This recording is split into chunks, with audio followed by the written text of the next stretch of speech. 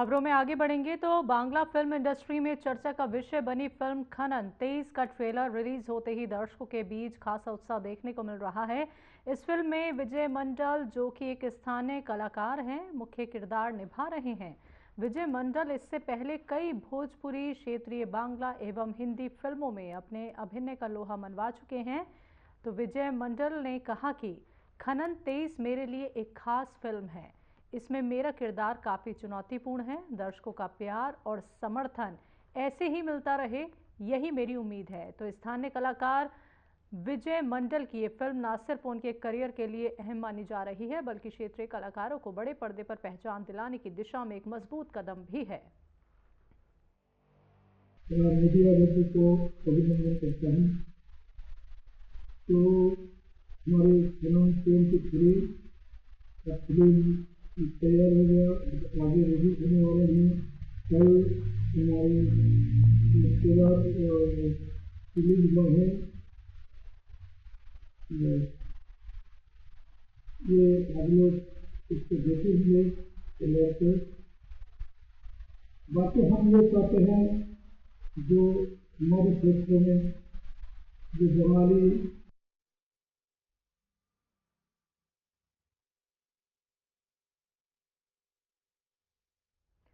Uttarakhand nursing एकता मंच के सदस्यों ने देहरादून में सीएम आवास की ओर कूच किया, जहां वो अपनी लंबित मांगों को लेकर आंदोलन कर रहे हैं। जिस पर और जानकारी देते हुए मंच के अध्यक्ष नवल पुंडीर ने बताया कि उनकी प्रमुख मांग है कि नर्सिंग भर्ती प्रक्रिया को वर्षवार किया जाए, साथ ही परीक्षा के माध्यम से होने वाली भर्ती को निरस्त कर 2500 से अधिक पदों पर भर्ती की जाए, जिसके चलते वो पिछले 45 दिनों से इस मुद्दे पर धरने पर बैठे हुए हैं। सबसे पहले तो आप सब लोगों का बहुत बहुत नमस्कार कि आप लोग हमारी बातों को सीधे सरकार, शासन, प्रशासन तक पहुंचाते हैं। आज हमारे धरने का 46वां दिन है एकता विहार में, और शासन प्रशासन की तरफ से कोई भी व्यक्ति आज तक हमारी सुध-बुध लेने नहीं आया। वहाँ पे आप लोग देख रहे होंगे कि जहाँ इतनी कड़कड़ाती ठंड में सभी लोग घरों में मखमल की रजाइयों के अंदर सोए हुए हैं। हमारे बेरोजगार नर्सिंग साथी वहाँ पे त्रिपाल के नीचे जो है कि इतनी ठंड में लेटने को, सोने को मजबूर हो रखे हैं। न वहाँ पे पानी की व्यवस्था है, न वहाँ पे अलावे की व्यवस्था है, न वहाँ पे शौचालय की व्यवस्था है।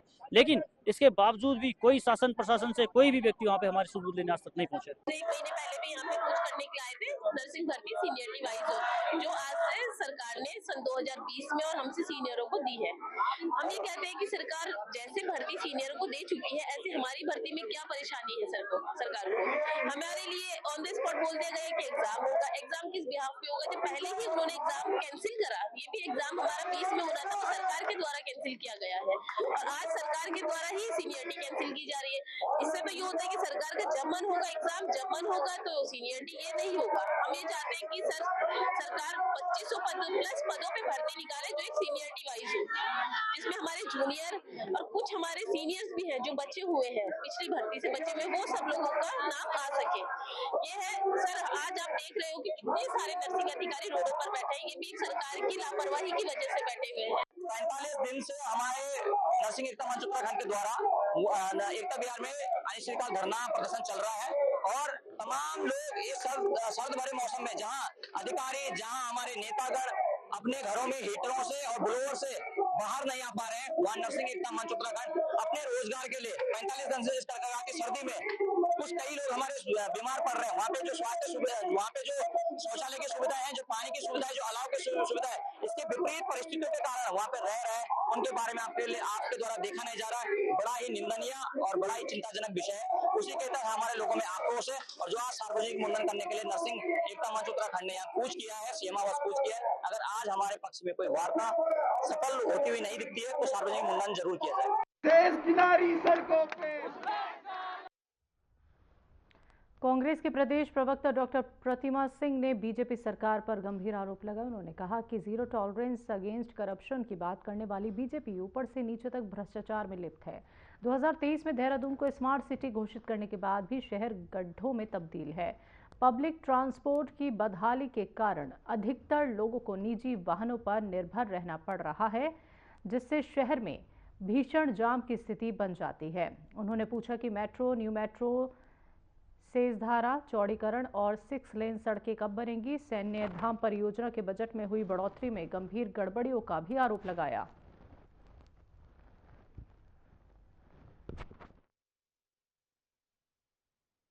जीरो टॉलरेंस अगेंस्ट करप्शन की बात करने वाली भारतीय जनता पार्टी आज ऊपर से नीचे तक भ्रष्टाचार में लिप्त है और इसके उदाहरण आप कई बार देख चुके हैं।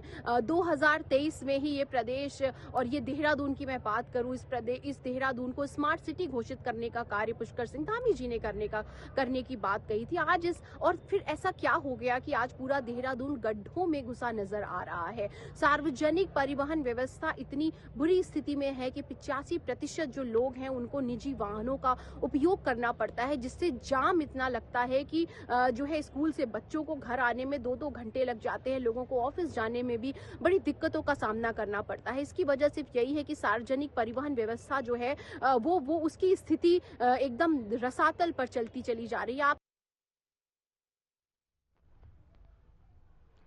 मसूरी जॉर्ज एवरेस्ट भूमि प्रकरण में विवाद और गहरा गया है। उच्च न्यायालय के शुल्क न लेने के आदेश के बावजूद एक निजी कंपनी द्वारा प्रवेश शुल्क वसूले जाने का आरोप है, जिसको लेकर स्थानीय लोग आंदोलन कर रहे हैं। इसी बीच स्थानीय निवासी प्रकाश राणा ने पत्रकार वार्ता कर भूमि घोटाले की आशंका जताई। उन्होंने बताया कि तत्कालीन उत्तर प्रदेश सरकार के दौरान 172 एकड़ भूमि का अधिग्रहण कर मुआवजा दिया गया था, लेकिन 3 लोगों की करीब 11 एकड़ भूमि का सीमांकन नहीं हुआ।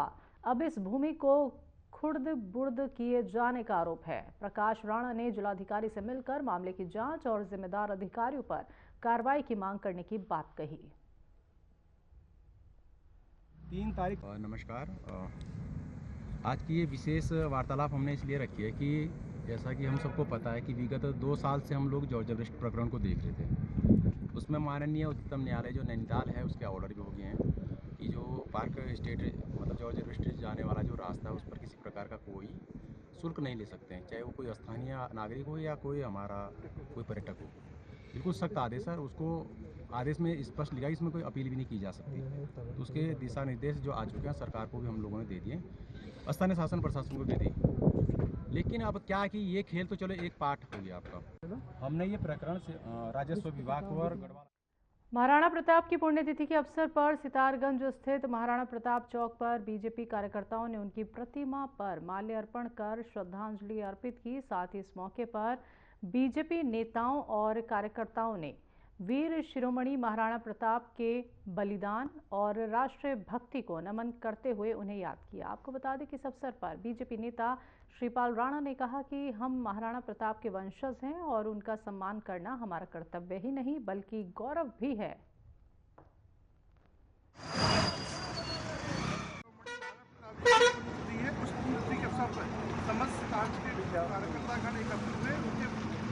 उनकी मूर्ति पर माल्यार्पण कर उनको नमन किया।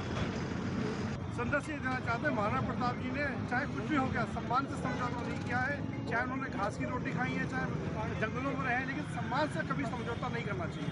वासियों को और देशवासियों को मैसेज देना चाहेंगे कि जिस महाराणा प्रताप ने अपनी धर्म, संस्कृति, मानबिंदु, अपना राष्ट्र सबको बचाने के लिए अपना सर्वस्व न्यौछावर कर दिया। और महाराणा प्रताप केवल एक समाज के नहीं है, महाराणा प्रताप हमारे देश के एक वीर शिरोमणि है जिन्होंने सब कुछ किया देश के लिए। तो ऐसे महापुरुष की जयंती पुण्यतिथि मनाना हम सब लोगों का कर्तव्य होता है और सब लोग महाराणा प्रताप के बताए हुए जो पद चिन्ह हैं उन पर चलें, उनके द्वारा जो किए गए कार्यों को उनको और आगे बढ़ाएं। समाज में देश आगे बढ़ रहा है और इन्हीं सारी स्मृतियों के साथ देश आगे बढ़ता जाएगा और 2047 में देश विकसित देश बनेगा। काशीपुर में किसान सुखवंत सिंह की आत्महत्या की जांच एसआईटी हर पहलू से कर रही है ताकि उनके परिजनों को न्याय मिल सके। इसी कड़ी में मृतक किसान के परिजनों के साथ किसान यूनियन ने पीसी की और प्रदेश सरकार के सामने अपनी मांगों को रखा। पीसी में कहा कि परिजनों को न्याय न मिलने पर किसान यूनियन पूरे प्रदेश में उग्र आंदोलन करेगी और इसी के साथ प्रदेश भर में जमीन की खरीद फरोख्त को लेकर भूमाफियाओं के ऊपर विधानसभा सत्र बुलाने की मांग की। प्रधान संघ के अध्यक्ष जसवंत ने घटना को दुखद बताते हुए धामी सरकार को प्रदेश की खाकी को और मजबूत करने की मांग की।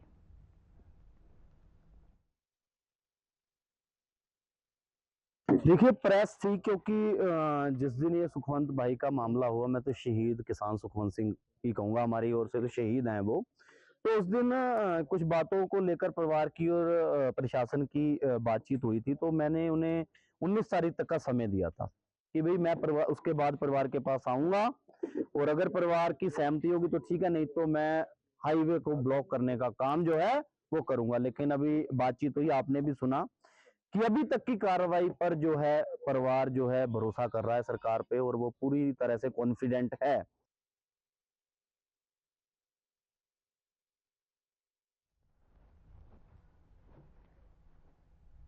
खबरों में वक्त एक छोटे से ब्रेक का।